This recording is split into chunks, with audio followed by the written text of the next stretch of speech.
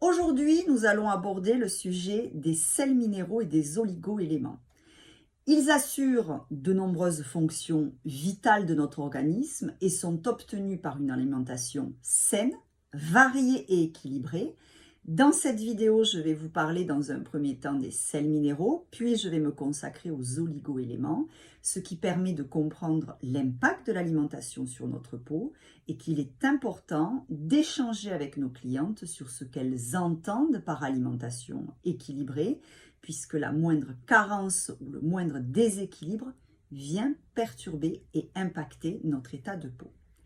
Je vais répondre aux questions quels sont leurs bienfaits et quels sont leurs rôles et dans quel aliment peut-on les trouver. Donc je vais procéder de la même manière pour chaque partie. Alors tout d'abord, on va faire la distinction entre les sels minéraux et les oligo-éléments. Donc ces composés représentent 4 à 5% de notre poids total. Les sels minéraux ou macro-éléments, donc on est dans l'infiniment petit, sont présents en grande quantité dans notre organisme, alors que les oligo-éléments sont, eux, en très petite quantité, d'où l'importance vraiment d'avoir une alimentation variée et équilibrée. Je démarre avec les différents sels minéraux. Je ne vais pas tous les énumérer, c'est vraiment pour vous donner une notion sur certains éléments. Le potassium, alors il participe au fonctionnement normal des cellules, des nerfs et des muscles, et il régule notre système acido-basique et permet la transmission de l'influx nerveux. Alors quand je dis influx nerveux, c'est également la communication entre les cellules, parce que tout ce qui peut se produire se passe par communication, par neurotransmetteurs, par enzymes, par hormones, par messagers. On le trouve en bonne proportion dans les légumes, épinards, champignons, etc. Les fruits, pruneaux, châtaignes, avocats, abricots, dattes séchées, les oléagineux, noix, amandes, etc. Le magnésium, alors il est nécessaire à la formation des os et des dents et participe au fonctionnement à la normale des nerfs, des muscles et de nombreuses enzymes. Il est aussi lié au métabolisme du calcium et du potassium. On le trouve dans les noix, alors toutes sortes de noix, noix du Brésil, de cajou, de macadamia, de pécan, les noix de Grenoble, dans les fruits secs, les bananes, le chocolat noir, les légumineuses, haricots secs, lentilles, pois chiches, les épinards, les fruits de mer, les céréales complètes, le sarrasin, le blé, le germe de blé, on en trouve vraiment partout. Le calcium. 99% du calcium est stocké dans nos os, mais on en retrouve aussi à l'intérieur de nos cellules, alors notamment les cellules musculaires.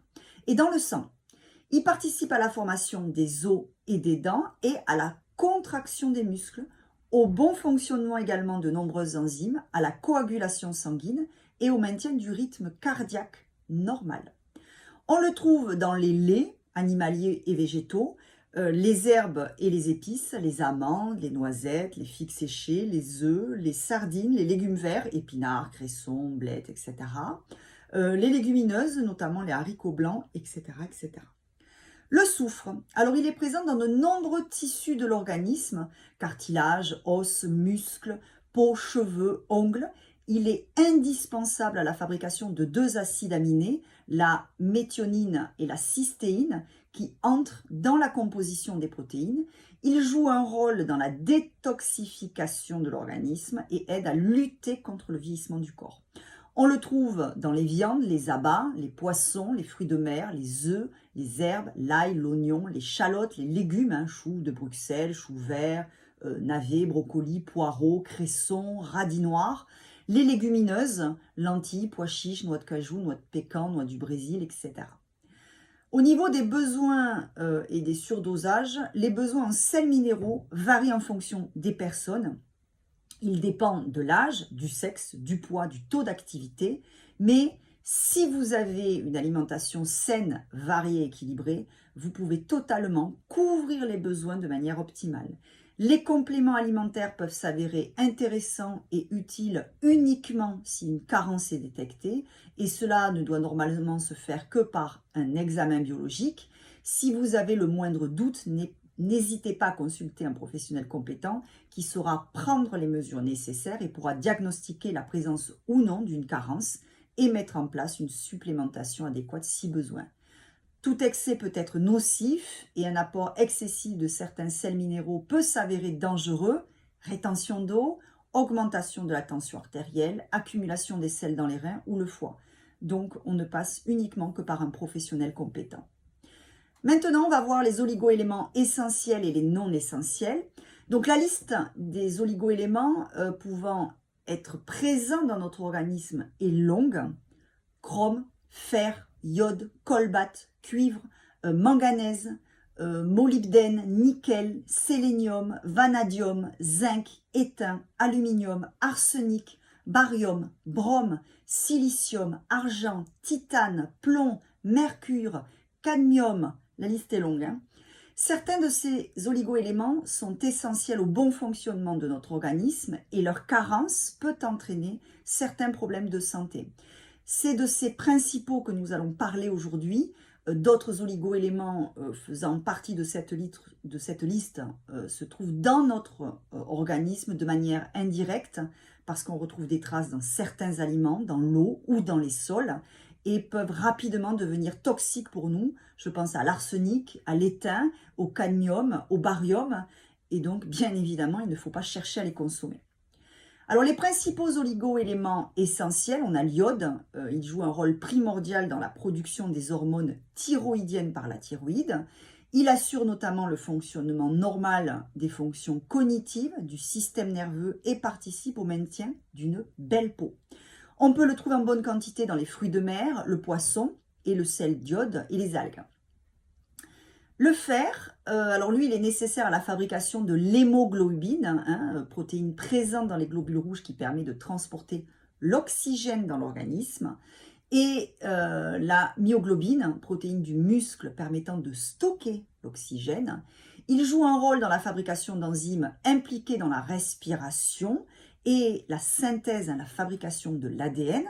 Nous avons souvent du mal à obtenir une dose correcte de fer et il n'est pas rare de voir des personnes anémiées.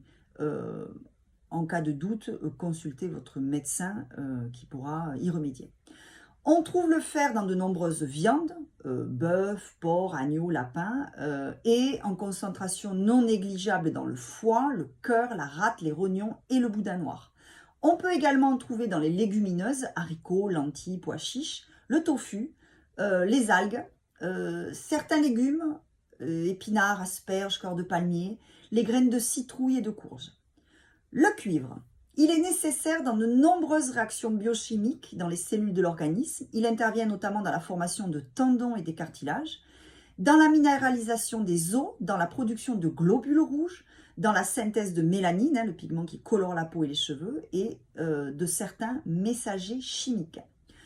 On peut en retrouver en bonne quantité dans les fruits de mer, les crustacés, les noix, les graines, les germes de blé, le foie, les rognons, la levure de bière et les légumes